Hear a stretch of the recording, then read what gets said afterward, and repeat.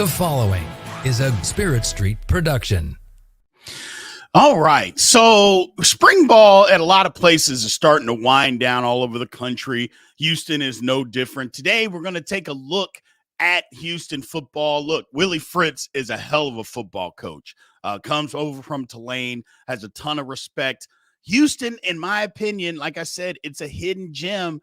Can Willie Fritz tap into that Houston market and turn it around into a power in the Big 12?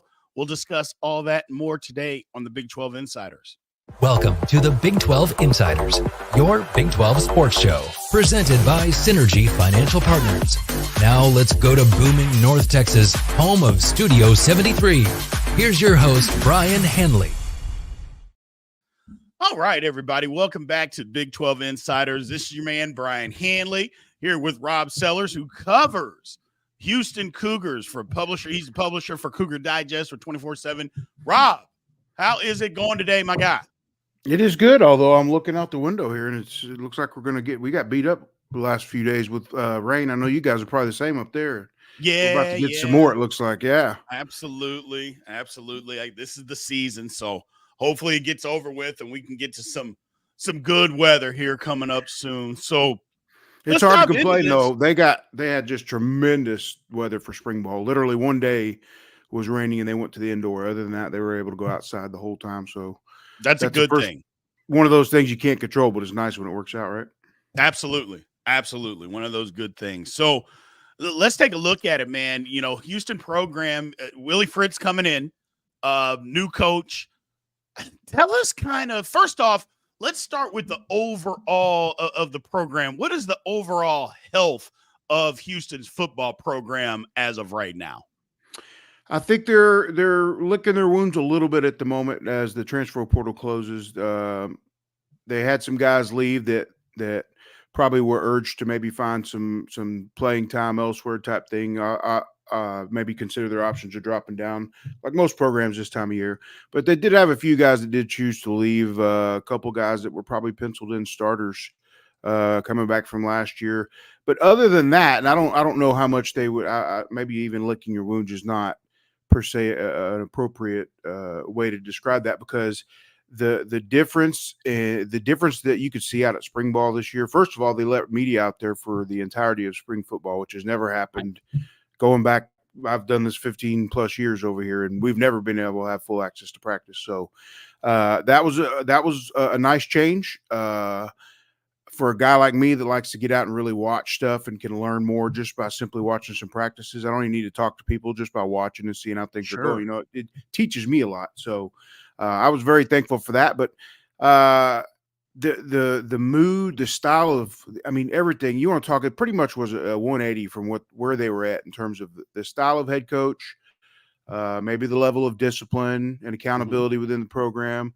And you guys that know Coach Fritz very well, I know that y'all knew what he was bringing type thing, the style that he was going to bring in, just constant coaching. It was just really notable. Everybody that came through practice, you know, I was out there, but other people would come through, maybe national writers, stuff like that. And it was even some players' parents that I talked to, just noticeable right off the bat how different it was, how organized everything was, how much they stressed and held people accountable for all the little things. You think simple stuff like run on the field, off the field, and leave your helmet on. We take our helmet on and off together. I mean, it sounds silly, but if you can beat that into them doing everything right from the get-go and doing the same, then when you get to the football, it's just playing football. You know, I mean, everything else falls into place.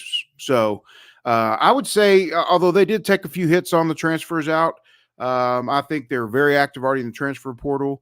I think it doesn't really change for the most part. They only lost a couple guys probably that would have been in the two deep last year. So not too bad. And again, they've in this day and age with the transfer portal, I mean, they're out there chasing their biggest needs right now. So we'll see how that plays out for them. Hopefully they'll start to get a little bit better traction than the previous regime did with transfer portal offensive linemen.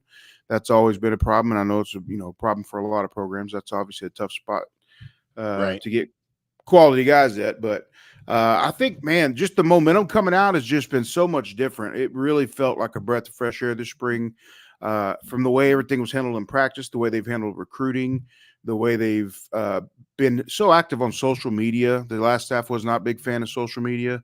And so it's one of those things, again, it's kind of like the small things I talk about in football where, can you get by without being a huge presence on social media? Sure. I'm sure there's ways you can do that. You know what I mean? But if you're a school like Houston and you're trying to build anything and everything you can do that's different and above and beyond, you should be doing. And so this staff has just done a tremendous job with Coach Fritz and the Sun West, just really changing all aspects of the program. And it explains why probably some of the departures happened. So it might not be for everybody. And this is normal in this day and age, right? You have a coaching change. You're never going to have 100% stay. So I think they come out having cleaned up some of the excess fat maybe off the roster so that they can have room to add some more quality here from the transfer portal. And I think they're in a great spot. We'll see how it plays out next year in terms of the X's and O's. But from a program standpoint, year one of this new staff, tremendous amount of momentum right now heading out of spring ball.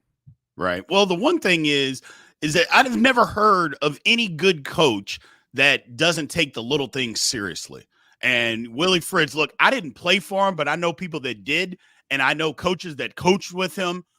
They say that the little things absolutely matter to him tremendously. So to hear that, it is, for me, it's nothing new. And again, Willie Fritz is a good football coach. And no good football coach, they don't take the little things seriously. They all mean something. So that part, it doesn't surprise me coming from him, from what you're saying about him. You did mention as far as addressing the transfer portal. Look, it just like you mentioned, all of us know you're going to have to deal with the transfer portal every single year, much less when you have a coaching change. That's just part of college athletics these days.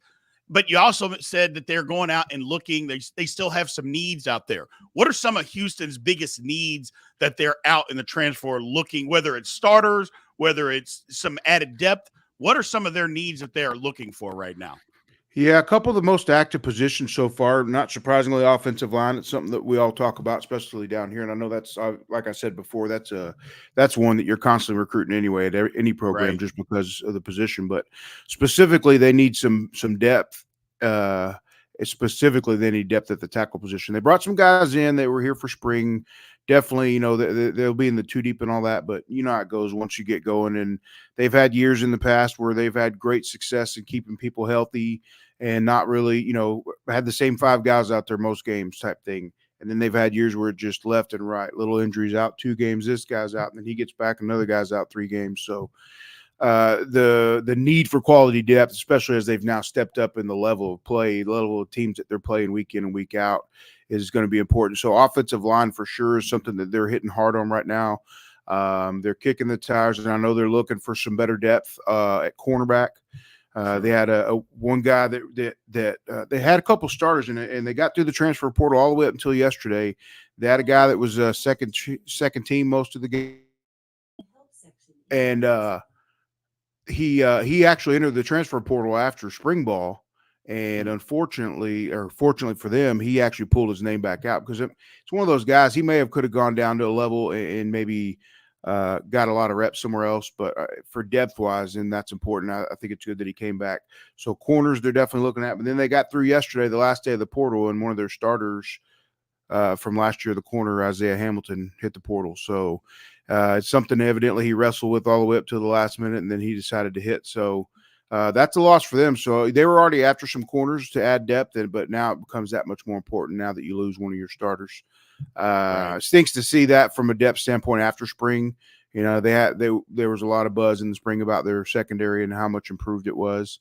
But that'll hurt a little bit because he was a starter last year and he was running with the ones in the spring. So mostly offensive line, corner, and of course there's always a few things out there that they're fishing for to improve some depth. But those have been the 2 biggest spots it feels like that they've been targeting out of the portal so far.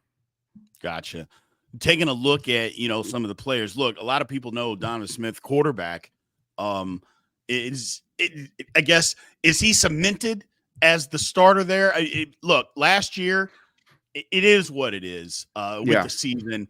Dana Holgorsen, a lot of people said he cashed it in last year, that he was just kind of out there. I don't know if that's necessarily the case, but it looked that way. It looked like, they just I don't want to say that they weren't trying, but it just looked in some games that they just weren't organized, Rob.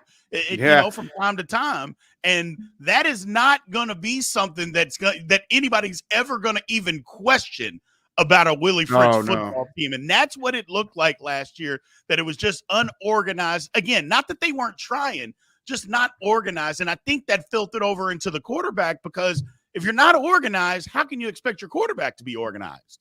Very true. And I think, it's tough to say, obviously, from the outside looking in, just how much they were asking of him. Heading out of spring and into the fall camp, it'll be his job to lose, basically. He's the Gotcha. starter for sure, as long as everything comes back healthy. And he wasn't too far from already being able to throw again. He did a great job of being very, very active in spring. Any drill he could do that it didn't involve throwing, he would be out there doing it. And the ones that were throwing, when they were getting reps, good on good, 7-7, 11-11. He would stand behind the offense and just mimic everything without the throw, basically. So, tip of the hat to him. He stayed very, very, in the middle of everything during the spring. And I don't know if that, knowing him, that's where he would have been anyway. And I'm sure Coach Fritz would have preferred that too. So I don't know either way who asked or who, but I would expect that either way from him. So it'll be his job to lose. Heading into fall, if he's healthy, I think he'll keep it. I really do. The further you get away from last season, the more just things really more and more eat at you. The stubbornness in the offense, the stubbornness and lack of willingness to maybe even come up with some stuff that highlighted or put Donovan in better positions than what they had him in at times. And I know they had struggles on the offensive line, and that obviously controls a lot. You know what I mean? When you have inconsistent offensive line play, you never know where it's coming from. And, that wears on a quarterback after a while. And obviously he was banged up near the end of the season, clearly. So I think in this offense specifically where they want to run the ball more, he's an excellent running threat. His size alone, the whole thing last year when they had short yardage and fourth down, goal line situations, and the staff's unwillingness to put him under center at 6'5" and whatever, like just fall forward. Right. They wouldn't do it. They constantly lined up for fourth down and shotgun. And you're like, this is killing me. And, it's one of those things you hear people complain about. You're like, no, surely they wouldn't shoot themselves in the foot. But the further you get away from it, the more you're like, you know what? It's wild. I mean, it's a head scratcher. And so, like you said, that's not something I would ever expect from Willie Fritz. What they'll be is a team that's clean, that is disciplined, and they'll run their offense and defense the way that that's beneficial to the talent that they have on the roster. And so that's something alone. I think Donovan Smith's a decent quarterback. I think he is. I think he's got room to improve still. And I'm interested to see in a better offense this year in terms of maybe more fitting to his style that doesn't ask him to win everything with his arm and allows him to actually, get in a bit of a rhythm and run a little bit more and all that. He's got a good body that should be able to hold up to some hits and this and that as long as you're careful with it. So I think he's the guy next year. I do. I don't see it changing. They brought Zayon Chris, a young freshman out of Louisiana Lafayette, in, and he was out there in the spring and looked good. You could see the talent, and you could see the talent from his highlights last year. And then, but another year for him under this quarterback would put him in a good spot heading into the following year. So they lost a couple guys on the depth chart from quarterback, Lucas Coley and Uwe Ali, which were just guys that were second and third team guys last year. No big deal. Once they brought Chris in and we were talking in spring, we figured they'd probably lose at least one. So that wasn't unexpected. So I think they're in a good spot quarterback. They've got a great running back room too to go behind it. So this offense with Donovan Smith and them wanting to run the ball, I mean, we're going back to we're not turning into Navy or nothing like that. I don't think they're trying to run the triple option, but the fact that you're going to use the run to set up your passes and stuff like that, I think is a concept it may not be as high powered as what Houston fans have kind of been used to over the last hour. But then again, when you're just trying to run that high powered like you were last year and it doesn't really work, then it becomes obvious. It looks almost as bad the other way when you're not effective. So I think the Houston fans will like getting back to a little bit more of a basic style. Like you said, Coach Fritz is just basic. He's old school. But how are you going to argue with the results he's had at every single stop? And seeing the way the staff handled the players in the spring, I wouldn't bet against them being successful here. Absolutely. Well, we're going to take one quick break here from our sponsor, Synergy Financial Partners. On the other side of this, we will talk about any other position spring battles that are going on, fan support. How are they feeling about Willie Fritz as of right now? And then look at the schedule coming up. So we'll be right back after one quick word from Synergy Financial Partners.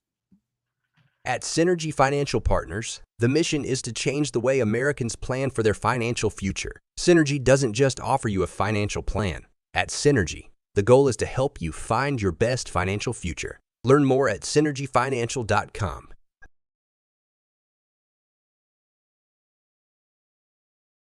Welcome back to the show. Let's head back to the studio. All right, welcome back to the Big 12 Insiders. Again, this is Brien Hanley with our friend Rob Sellers, who covers Houston for 24/7. So, Rob, let's start off with fan support. You know, Houston's big school. You know, I know there's a lot of commuters that go to Houston, but Houston's got a lot of people that attend. And it's one of those places where it's weird. You would think, hey, there's a lot of people that go here, a lot of undergrads, but at the same time, it may not be one of the biggest fan bases that you see out there, even though it's in the fourth largest city in America. Having said that, we saw basketball. You know, when basketball is rolling, they got 100% behind it.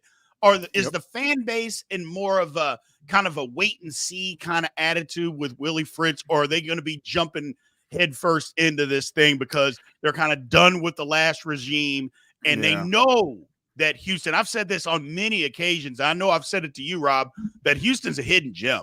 That it's right there for the taking for them to take off. They got into the Big 12 and it can literally just take off with the recruiting hotbed that they have. Or is that what the fans are really excited about right now? Or are they more of a, well, let's just wait and see because we got our hopes up before and it didn't happen? True. I think the sour taste at the end of the last regime, led by the positive attitude that this staff has come in with and their willingness to engage with the fans. The last staff, that wasn't something that they were great at, and they embraced all that well. So this group has again yet another way that they've been 180 from the previous group. So the fans have enjoyed the fact that the guys on our board even appreciate that much more. The fact that even letting us go out and see more allows us to pass more on to them. So, they've been calling for stuff like that forever, for help with the media type thing, just because they're like, hey, look, this is Houston. You've just got to the Big 12.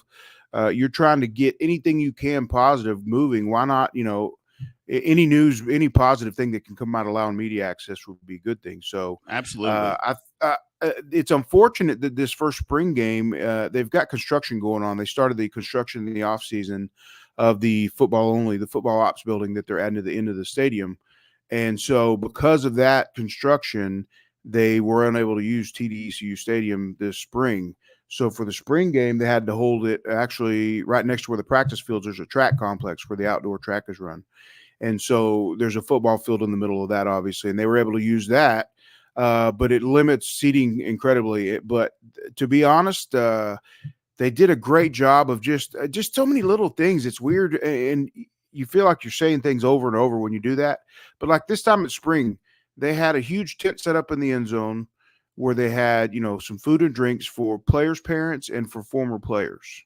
Mm-hmm. Okay. And so they embraced that. And then they had some vendors that had come and set up some food and drink stations, memorabilia stations along the way. Not a ton of room where they were doing the set, but they maximized everything and they made the fan experience great. Coach got the mic and talked to the group of fans, and they had a huge group of recruits that was on hand. Even though the numbers were a little low, it would have been nice to see what they could have had turn out had they had access to the stadium. Sure. I feel like it would have been one of the better ones as of late. Just because that momentum is there now. I think that most of the fans have really bought in to this new program and the new staff and the direction they're going to take it in. They appreciate, fans appreciate that sometimes. And I know, as a football staff and a head coach and all that, sometimes you don't feel like you got time to deal with your average Joe fan or whatever. But for a staff that's willing to engage with that in some way, at least to give them something and go out of your way, at least to interact with them, is just something that they haven't really had. Before Holgerson was Major Applewhite, and he was a great dude. Just again, wasn't as personable as some of the other coaches have been. So this is kind of a big breath of fresh air for them so far, and they've responded accordingly. I'm sure that the tickets will end up even making a jump this year, as much as you would think. Maybe it's one of those could go either way. You lose some interest or you gain some interest, and I think with the change to just like I said, the 180 that this staff is versus the last one, I think it's going to result in them growing some more. They've done a great job of trying to shake that commuter school thing over the years. Over the probably last 15 years or so, since this current university president, Dr. Couture, has been in place, she has really focused a lot on football. And her and Tillman Fertitta were massive in getting Houston into the Big 12. And they knew if they could just, like you said, if you could just get to that Big 12 level again, and even the money out a little bit, it's a place that if you can just keep some of the studs home, you can build a heck of a roster from that. So. They actually have now in Texas, if I'm not mistaken, somewhere like the second or third most beds on campus now. She's made a big push over the last probably 8 to 10 years of adding on-campus housing so that you get those fans that actually live on campus, they experience that lifestyle that makes you a diehard throughout your life. You know what I mean? You got kids that commute and they go home in the evening, not coming back for a game on Saturday, but you're there, you're living, you're looking for nightlife or student life on campus. You're going to go to the games. You know what I mean? You're already paying for that stuff. So you're going to go. And so that's like you said, you've seen that transition with basketball. Success, of course, helped that for sure. But again, you had a good coach that was willing to get out with the fans and almost individually at times. Coach Sampson would roam the campus talking to students and begging them, come to the game. Our first game's tonight, in his first couple of years over there. And they had horrible attendance. And you see what it's turned into. You have a great coach, you have success, and the fans have supported it. And I think the same can be said for football. Once the ball gets rolling a bit, it'll take them a couple of years to really start getting the roster where they want it to be competitive up and down the Big 12 conference. But I think I couldn't feel better about the direction it's pointed if I was a fan. Right. Well, the thing about it is, and you kind of mentioned it, success.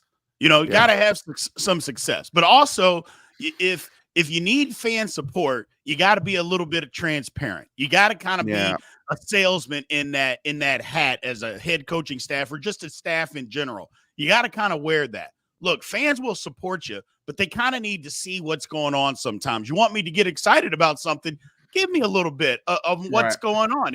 Everything can't be a secret. We're not asking for the playbook or anything like that. We're just asking to see what's going on. And I think sometimes coaches get so caught up in some of this stuff that they think, well, if I don't want to divulge anything. Well, you're not divulging anything by allowing somebody to be there for the first half of practice or coming to a whole Saturday scrimmage or something like that. Not divulging secrets. So I get that part of it. And I think Willie Fritz will do a great job and this staff will do a great job of building, number one, that fan base, but building that trust within the media and the fan base. I think he's already started doing that. Couple of things just real quick.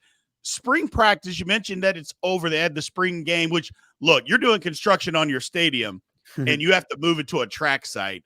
To get anybody there, I think you're doing a good job, in my opinion, because most people they're just not even going to go. So if you got anybody to show up, good for them.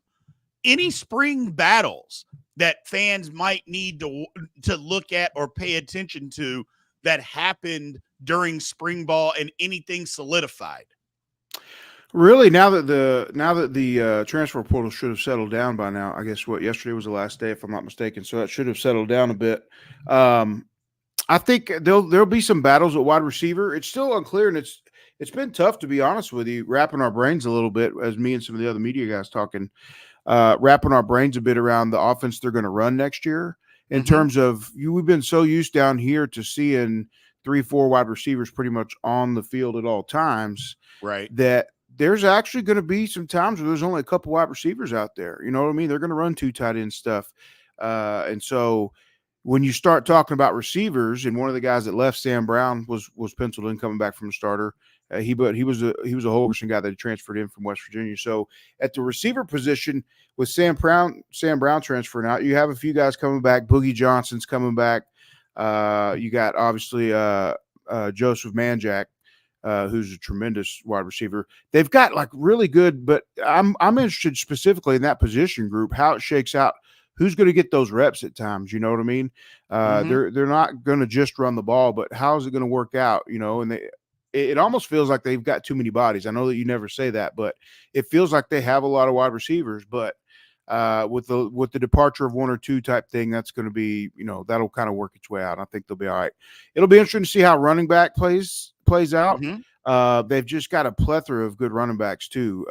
Coming back, Parker Jenkins was a local 4-star at the time with them, was a freshman last year and showed early flashes. Stacy Sneed's a really fast one, a really good back that's got a lot of reps the last couple of years. He's got real good high end speed. But they've got a ton of backs, but really just a whole good mix of them. So, I mean, it's interesting. That's one of those positions I'm interested to see how it shakes out in terms of who's going to get the carries, who comes out first, who gets the situational carries. You know, when they go to tight end, I'm sure they've got some big backs they can put back there too as well, type thing. So I'm interested to see how that one shakes out a little bit. And then tight end, of course, too, with them running 2 tight ends, there's more opportunity there. You know, it's pretty much they've had 2 tight end sets in the past, but only in situational type thing. You didn't see it very often. And so they've got several guys coming back, but Malik Carr, the guy that they added from Michigan, was one of the big buzzes around spring ball. Just a massive kid that is moves way too well for a kid his size. He's every bit of 6'5", thick, but moves so well, has nice soft hands. There was a lot of buzz whenever he picked Houston coming out of Michigan State as a transfer. He's only got a year left, so you know they're going to use him. They're going to try to use him as much as they can. But he's been one that create a lot of buzz just with his just passing the eyeball test and watching him in spring. Sure. I'd say for sure he's a guy you're going to want to look out for next year in the offense. Like they're going to use him as a good weapon, and he's going to be a matchup problem for some people. Gotcha. Well, just looking, you know, and I ask everybody this, you know, looking at Houston's schedule kind of moving forward. Look, it's the Big 12. I mean, there's going to be a favorite, obviously, because that's just what us media people do. There's going to be somebody that's favored in this. But I think from top to bottom, and I've said this for the last couple of years, I think it's the most balanced conference that's out there. You know, you have top tier teams, and I think people in the national media kind of wanted to put Texas and OU ahead of everybody because of their brands. Right. But they weren't always ahead of everybody when you took a look and you dug in. Well, how much better are they actually than these other schools? And the answer was always they're not better. So looking at it now, I look at Houston's schedule, you know, and for what they do. It didn't get easier. I mean, you know, they start off with UNLV. They go to OU. I know people, they hear OU. I'm just not sure. I'm not sure, Rob. I mean, I'm not expecting Houston maybe to go there and win, but I expect them to go compete. I just do. I don't know how good OU is going to be. And then they have I'm just looking at their schedule. They got a shot here. They really do. They got some tough games. I mean, that 3-game stretch, Kansas, Utah, and Kansas State. Yes, I get it. Those are tough games. But then you start looking, Arizona on the road. Arizona's supposed to be really good. We'll see what happens. Then Baylor. By that time, Baylor may have cashed it in. BYU. We know their struggles. Iowa State. We'll see. I mean, they struggled early last year, and they got a lot coming back. Iowa State should be better.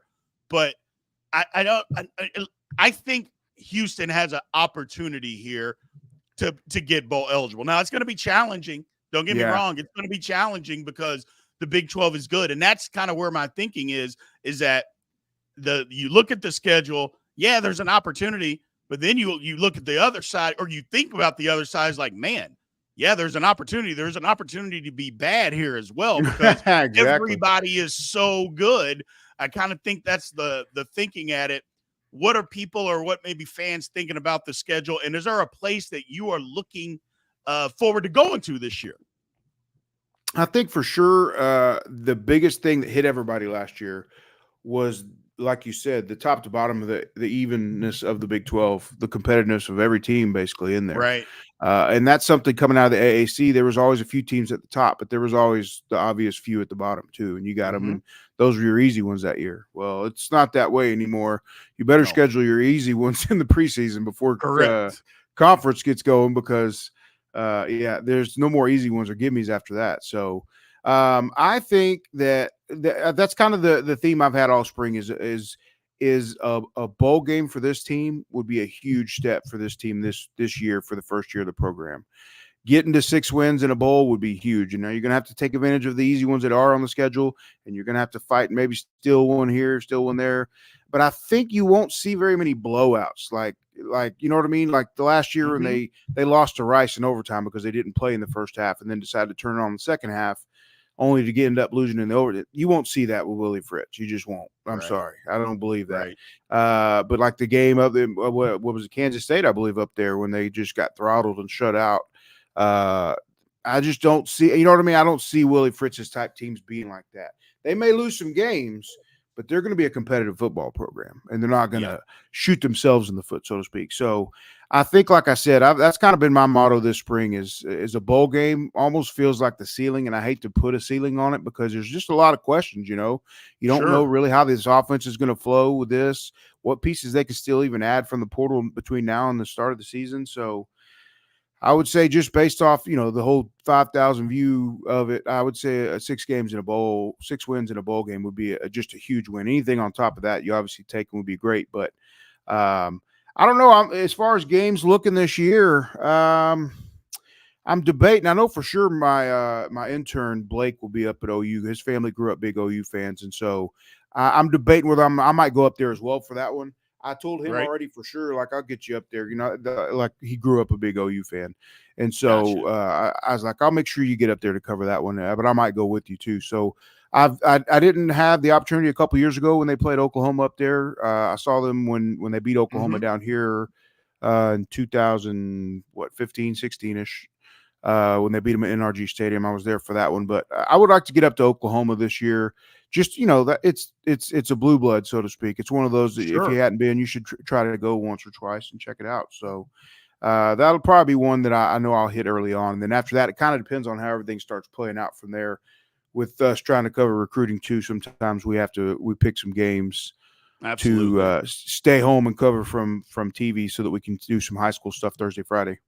So absolutely. We'll see. But I think that Oklahoma game for sure will be a fun one early in the season just because of who they are.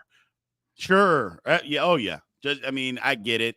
The one thing is the Big 12 fans don't have the vitriol towards OU like they do Texas. You know, don't get me wrong. They're mad that they left, but OU fans, they're just not the same fan, and people just don't have that same hatred that they have for Texas. Like everybody down here universally hates Texas. Yep, exactly. That's right. That's right.